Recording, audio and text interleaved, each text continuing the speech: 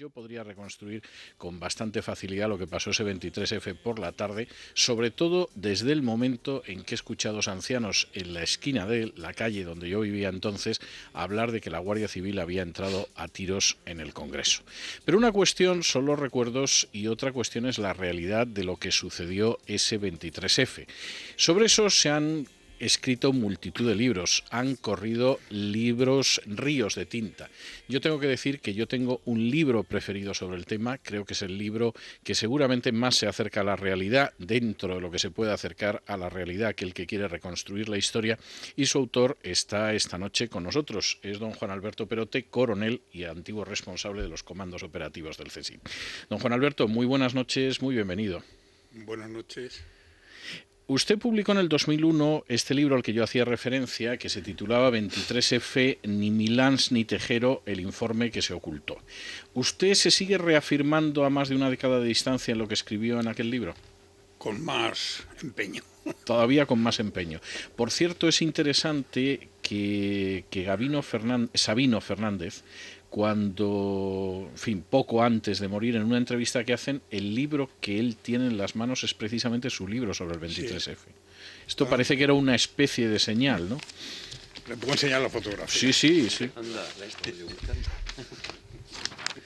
Sí, la foto no puede ser más evidente. Yo creo que es una declaración de parte bastante clara. ¿El CSIC conocía todo lo que iba a pasar el 23F? Parte del CSIC conocía una parte y otros habían preparado otra parte. Es decir, para el 23F lo que sucede es que el CSIC está dividido entre lo que hay que hacer. Hay una parte que ha venido siguiendo estrechamente todo lo que era la involución y los movimientos involucionistas, que es analista, reflexiona y hace los informes y los remite a las autoridades. Y hay otra parte que en un momento determinado quieren que lo que preveían iba a ser un golpe de Estado asumido y bien amañado, ven que eso se diluye, se le va, y aquellos que en un principio habían apostado no se resignan a perder la oportunidad y están en el CSIC. Y deciden dar un golpe de Estado. ¿Por qué se quiere dar ese golpe de Estado? ¿Y qué es lo que pretende ese golpe de Estado? El golpe de Estado es una ambición personal, en concreto de la intervención por parte del CSIC, concretamente en lo que es el asalto con Tejero y las unidades del CSIC, es una verdadera ambición personal de mesianismo y de codicia de poder.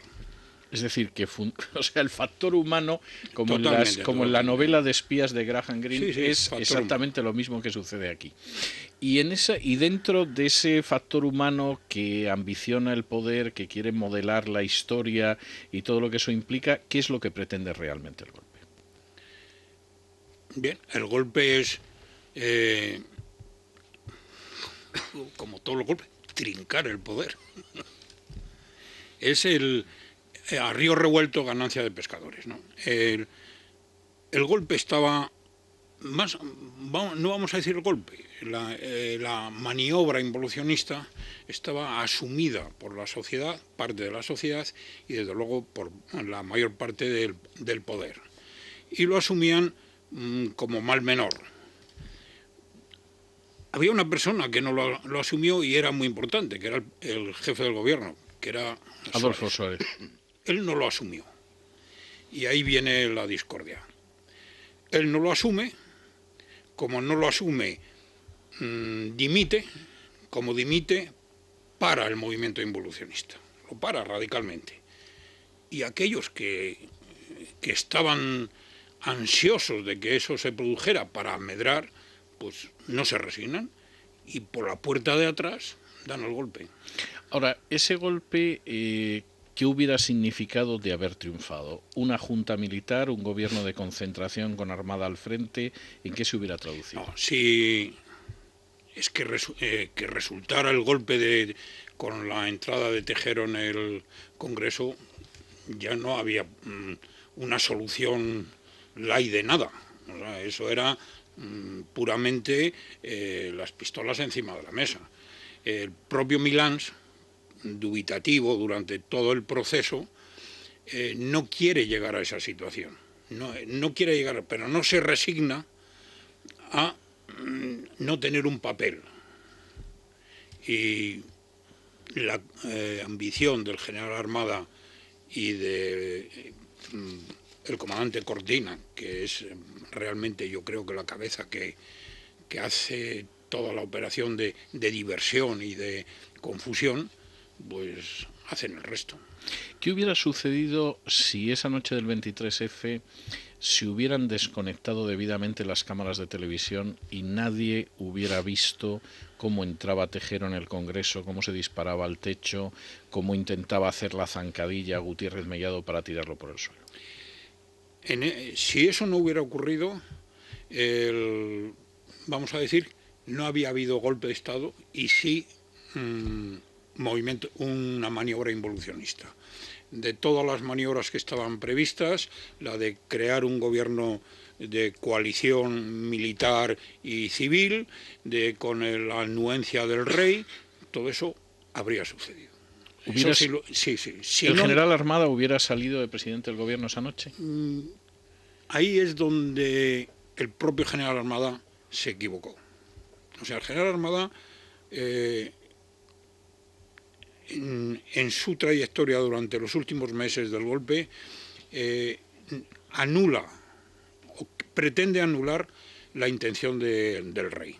El rey, como ocurrió en la operación de Gol, asume que eso va a ocurrir, que va a ocurrir un pronunciamiento y tiene que tener preparada su baza, es decir, bueno, tendré que nombrar un teniente general que me lo aprobarán a las Cortes y será un teniente general que forme el gobierno. El rey piensa en un teniente general, no piensa en Armada. Bueno, esto es absolutamente novedoso. ¿Y sabemos quién es el teniente general? En la información que yo tengo y que alguien puso encima de la mesa, el rey en el primero que piensa, y además es que es lo lógico, bajo el punto de vista militar y de jefe como fuerza, piensa en el jefe de la Casa Real, que es el teniente general Valenzuela. O sea, Valenzuela pudo haber sido presidente de gobierno. Pudo haber sido presidente de gobierno. Bueno, esto no olvidemos la frase elefante blanco. Sí. El elefante blanco era Valenzuela. Era Valenzuela. Y hay la operación Humada y el elefante blanco. Todo eso se traslada luego de forma torticera, por decir, a esas 2 o 3 meses previos al golpe de Estado. Por lo que usted me dice, entonces Armada esa noche, por utilizar una expresión castiza, se columpió verdaderamente. No, Armada se columpia porque él cree que va a ser él. Que él ha presionado tanto al rey sobre el golpe de Estado, sobre que le pone contra la espada y la pared, le dice, es que esto va a ocurrir. Y el rey dice, bueno, pues si ocurre, yo tengo mi baza, ¿no? Su baza y una baza pues al estilo de Gaulle, cuando va y habla con René Coty y con el general Masú, ¿no? Y dice, por parte,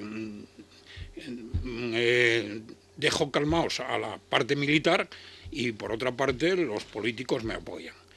El general Armada tiene ahí un campo que nunca dominó, que es decir, yo soy general de división, me acaban de ascender y aquí tengo, y vaya tenientes generales que tenía por encima de él, como para saltárselos. Esa es la baza que él nunca pudo amarrar. O sea, es decir, yo quiero ser presidente de gobierno, pero para ser presidente de gobierno me tiene que aceptar la Jujein y me tienen que aceptar los tenientes generales. Y eso no lo hizo nunca, no lo consiguió. Por eso ese día, Armada, todo el mundo lo vemos, está y no está, dice y no va, porque se mueve buscando imponerse y no consigue. Bueno, de hecho, teóricamente ni siquiera consigue imponerse sobre Tejero. Ni siquiera eso. Bueno, Tejero es que, incluso habiendo tenido una entrevista el día anterior con él, ya sale Tejero diciendo, bueno, esto no es lo que yo espero, pero vamos, de todas formas, Tejero incluso, cuando entra en el Congreso, no piensa que el general Armada va a ser el teniente general que va a presidir el gobierno. Él sigue pensando que sería Milans. O sea, ni siquiera, o sea, solo Armada, bueno, creía en Armada. Yo coincidí, como todos ustedes saben, en la cárcel militar con Tejero. Y un día Tejero, hablando con toda su sinceridad, y en un comentario así, me dijo, bueno, algún día me diré lo que pasó el 23F. Bueno, es bastante significativo, y visto lo de Armada igual, quien sí estaba al corriente de todo o de casi todo, por lo que usted cuenta, es el rey. No estaba al corriente de todo. O sea, el rey conocía las líneas maestras. Las líneas maestras, y que a él se lo tenían que dar hecho, es evidente. No podía él imponer, no era un Alfonso XIII colocando al general Primo de Rivera, no. A él le decían, Majestad, ocurre esto, bueno, lo resuelvo. Resolverlo de Tejero, eso es imposible. Sí. Y ante eso, en un momento de verdadera lucidez, dice, bueno, aquí tengo que salir yo a descabezar esto.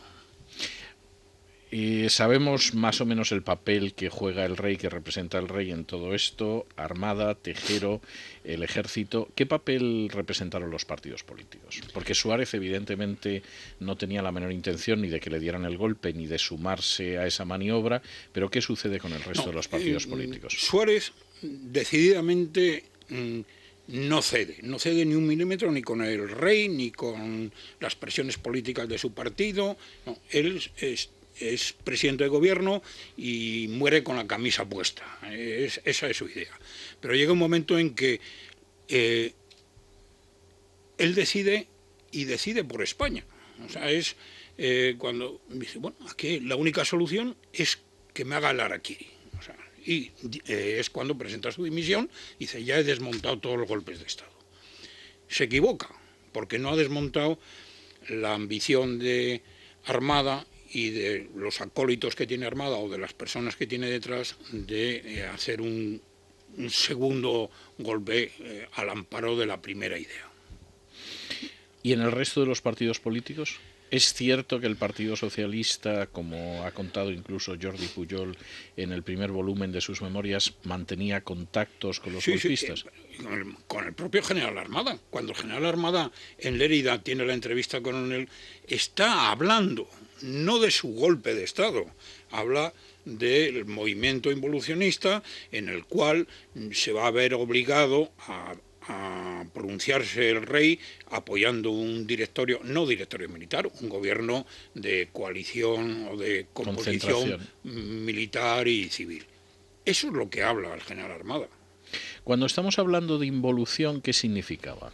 Acabar con el título octavo de la Constitución, echar los tanques a la calle, las vascongadas, ¿en qué quedaba concretada esa involución? El problema más grave que tenían eran las autonomías.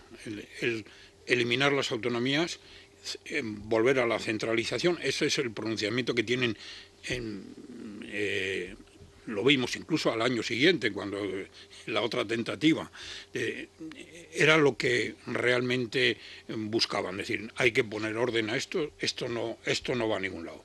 Y el terrorismo, hay que parar el terrorismo, porque hay que darse cuenta que en esos años, sobre todo el estamento militar, era una caza impresionante. Sí, entonces, sí. ese es el objetivo que tiene estos pronunciamientos. O sea, es una España sin el desmembramiento autonómico y sin el terrorismo. Ya más allá no había mucho más. Había intenciones republicanas dentro del propio ejército, había y las que eran mayoritarias de apoyo al rey, pero con una constitución distinta. Pero vamos, esencialmente la motivación eran esos dos. Esas dos finalidades. ¿Pudo ser que el 23F estuviera preparado para fallar? o realmente falló Esa de es una manera teoría fortuita? que hubo. Es una teoría que... No, para fallar, No. no, porque entre Cortina y Armada, la verdad es que lo organizaron muy bien para entrar en el momento preciso y incluso desmontar, incluso prepararon el desmontar lo que se había hecho. Lo cual implica que estaba bastante bien. A todo eso, el CSIC, actual CNI, ¿tiene como finalidad defender los intereses nacionales o los intereses de la Casa Real?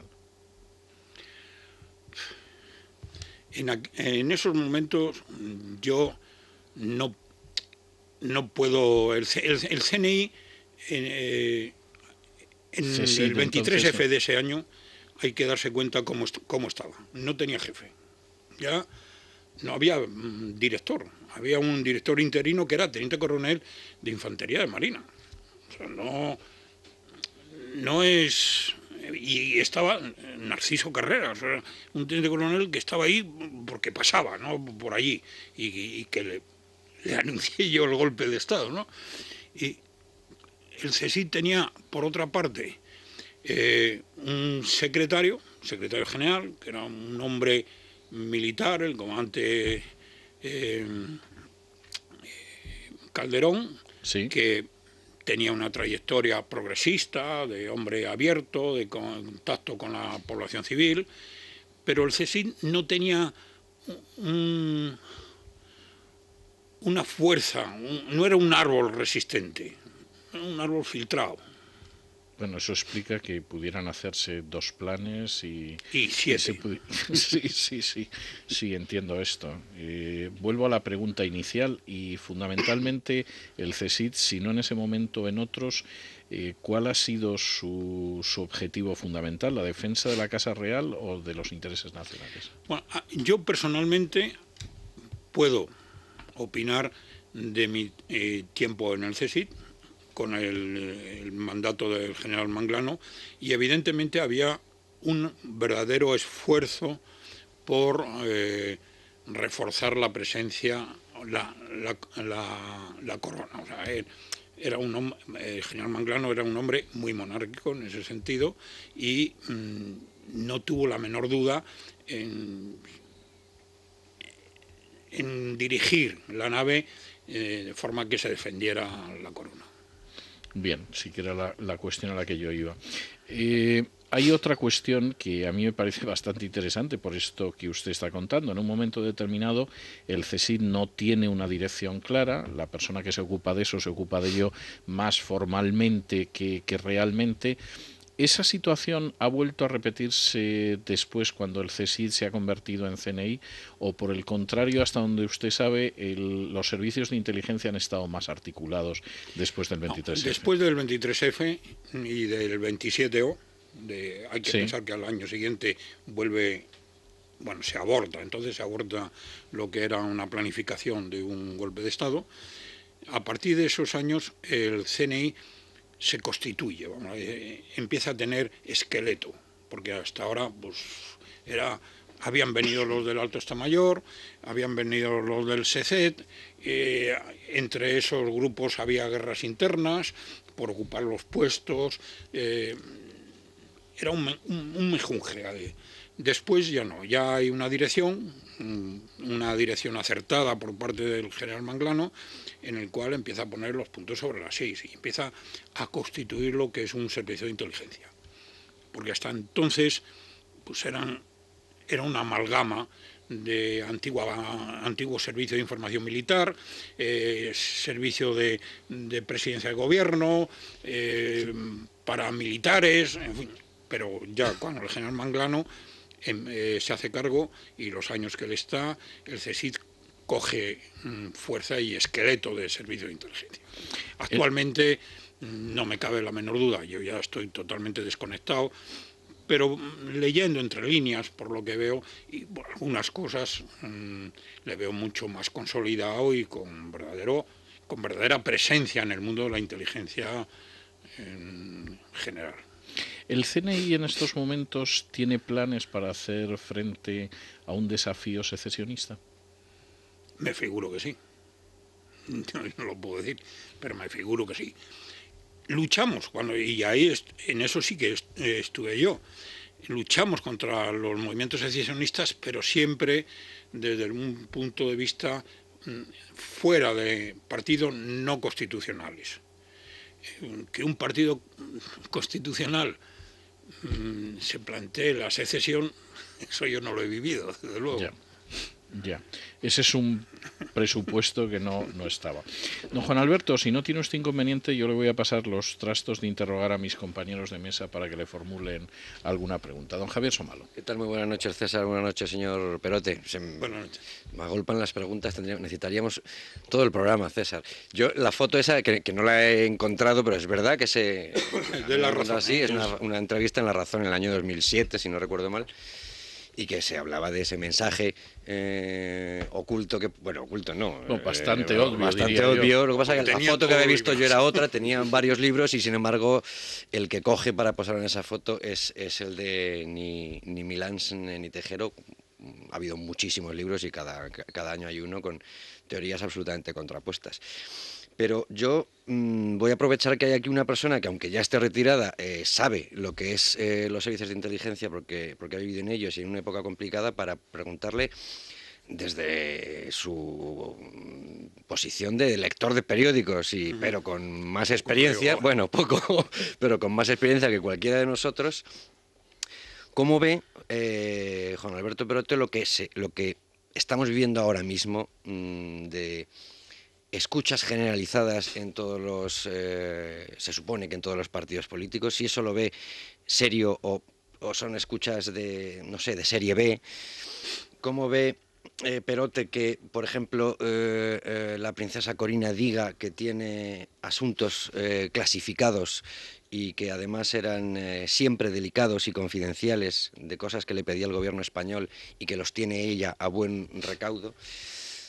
Es decir, estas cosas que a mí me preocupan, a lo mejor usted dice, no se tiene por qué preocupar, ¿no? Por la segunda, lo de las declaraciones de la princesa Corina. Yo, en el tiempo que estuve en el CSIC, me di cuenta de que los asuntos de seguridad del Estado, secretos de Estado y confidenciales eran muchísimo menos de lo que pensamos. O sea, no había para tanto. No había para tanto. O sea, el decir que es información del gobierno, pues puede ser que se esté pujando por el tren de Arabia y haya que mover los hilos. Bueno, en este caso habla de que contribuyó a solucionar crisis políticas también. Bueno, vamos a quedarnos en el escenario de ella, que es el de la Casa Real, y no político, porque no creo que la princesa Corina tenga que ver algo ni con los partidos, ni con los presidentes de... Yo creo que se refiere pues a los problemas que en un momento hubo en la Casa Real, recordaremos, cuando el príncipe se fue a Estados Unidos, etcétera. Yo creo que puede estar por ahí. Y la otra parte, o sea, sería una mediación más doméstica que partidista. Que partidista. La parte de las escuchas... Bueno, la parte de las escuchas, hablar de escuchas hoy día, escuchas es algo que está en España, en Inglaterra, en Alemania, en Estados Unidos, o sea, es un negocio, o sea, no lo podemos ver de otra manera. Está bien la definición, es un negocio. Está muy bien. Don Alejandro Vara. Sí, buenas noches, César. Buenas noches, señor Perote. Ha descrito un panorama que ya imaginábamos y que algo sabíamos del CSIC cuando, evidentemente, el 23F ocurrió lo que ocurrió.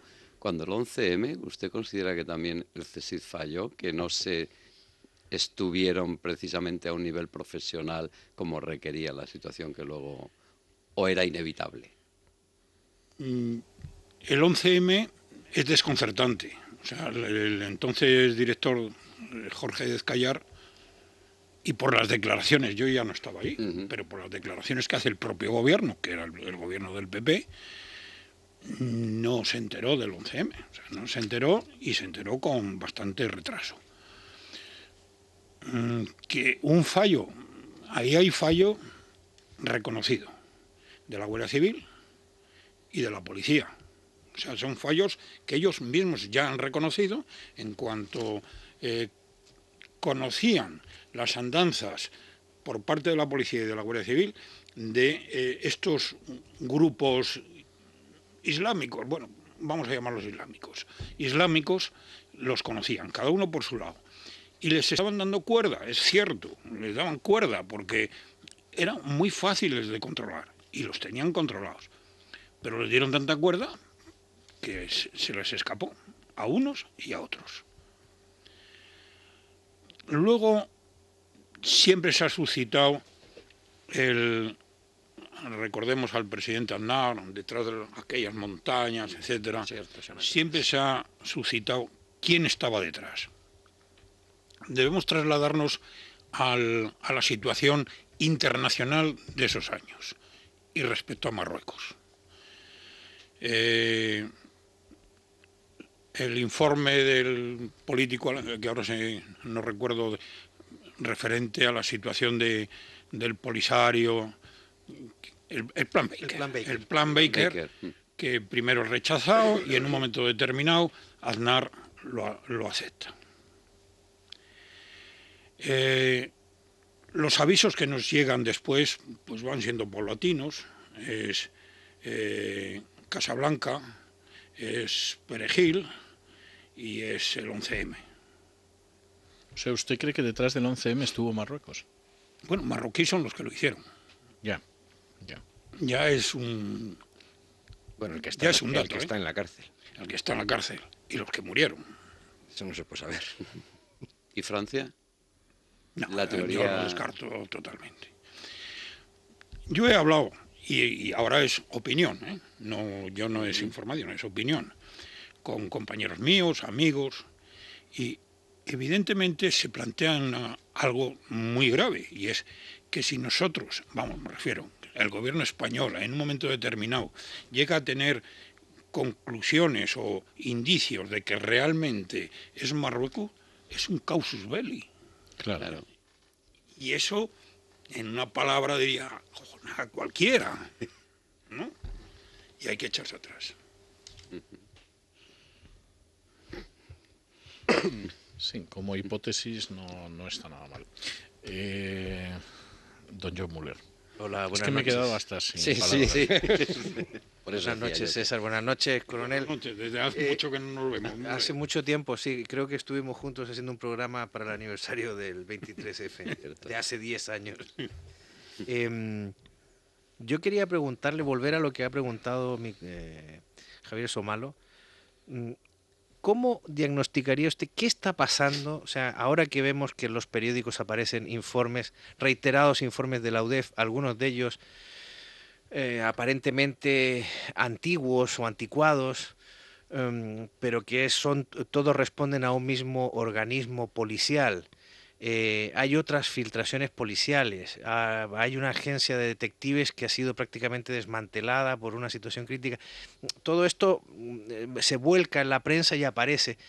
Ayer me comentaba una persona que me decía, hay un descontrol de determinados servicios, y me recordaba que ya tuvimos aquella época de los papeles del CSID, le recordaba esa época, ¿no? ¿Cómo lo diagnosticaría? ¿Qué está pasando? ¿Qué es lo que está ocurriendo? No es nuevo. Y nos podemos remitir al 23. No ha dejado de pasar. Sí. No consuela mucho. Cuando el 23F hay una empresa de seguridad que se llama ASEPRO,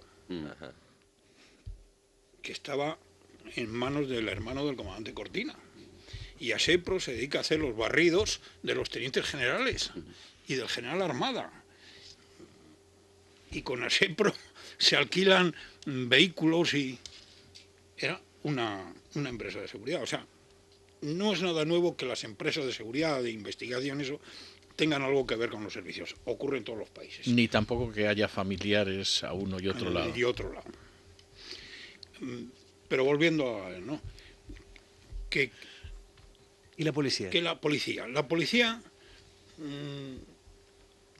debemos pensar siempre que la policía y los guardias siempre son policías y guardias. O sea, y la cuestión política influye muy poco. O sea, lo digo con toda sinceridad. O sea, yo he tenido policías, guardias civiles, y jamás he visto en ellos inclinaciones o formas de actuar por intereses políticos. Son profesionales, Como profesionales unas veces se hace bien y otras veces se hace mal. Y yo he tenido informes en la mano que me ha hecho la policía y que nos hemos columpiado. Informes y que me ha hecho los agentes que yo tenía, que dependían de mí, que era mi responsabilidad, y nos hemos columpiado. O sea, que es algo que ni siquiera podemos pretender que no vaya a existir después. O sea, va a seguir existiendo esos informes, unas veces acertados, otras veces menos acertados. Las filtraciones. Ahora las filtraciones quizá sean más que antes, eso es cierto. ¿Por qué? Pues porque, visto lo cual, pues son más remunerables, ¿no? Están mejor pagados. O sea, simplemente es una cuestión económica el que haya más filtraciones. Entonces, ¿usted no cree en cúpulas policiales, no vamos a decir al servicio de un partido, pero sí con intereses? Porque sí hemos asistido a eso. Las cúpulas policiales, todos al final están pretendiendo ser el director general, el secretario de Estado y hay que... O sea, más que la ideología, lo que hay es un afán de medro personal. De medrar. Y ese afán de medro personal se puede ver más beneficiado por un partido o por otro. Que por otro. Coronel, y una última pregunta, perdóname César. ¿Puede llegar estas personas, estos organismos que están en esta actividad, podrían llegar a tener vida propia? ¿A generar intereses propios? ¿A tener su propia agenda? No, yo personalmente creo que estamos muy lejos de eso. O sea, no sería el complejo militar industrial de Eisenhower ni nada de eso. Yo creo que estamos muy lejos de eso. O sea, es más real y más de temer las ambiciones personales de una u otra persona en un momento dado, más el factor humano que la creación. Estoy totalmente de acuerdo con usted, pero claro, me llama mucho la atención el escuchar. No tranquiliza lo más mínimo, pero yo tengo muy claro que al final, en vez de determinadas teorías, al final el factor humano es absolutamente decisivo, ¿no? El factor humano hace que la marcha sobre Roma te coloque en la presidencia del gobierno o que hagas el ridículo en Madrid. O sea, que quiero decir que depende mucho. Pues, don Juan Alberto, yo le tengo que dar las gracias por el tiempo que ha estado con nosotros y por su amabilidad. Y yo tengo la costumbre de que aquellas personas, como es su caso, que tienen la gentileza de venir aquí y someterse a la batería de preguntas, les regalo siempre uno de mis libros. Siempre hago la salvedad de que no están ni lejanamente obligados a leerlo, pero sí lo escojo de manera especial. Y en su caso he escogido Los hijos de la luz, porque es una historia de conspiraciones, como lo fue el 23F. Bueno, eso es... Con el buen alemán. Sí. Bueno, eso me va a obligar a regalarle otro libro, pero en fin, celebro mucho que lo haya leído y en fin, es una historia de conspiraciones.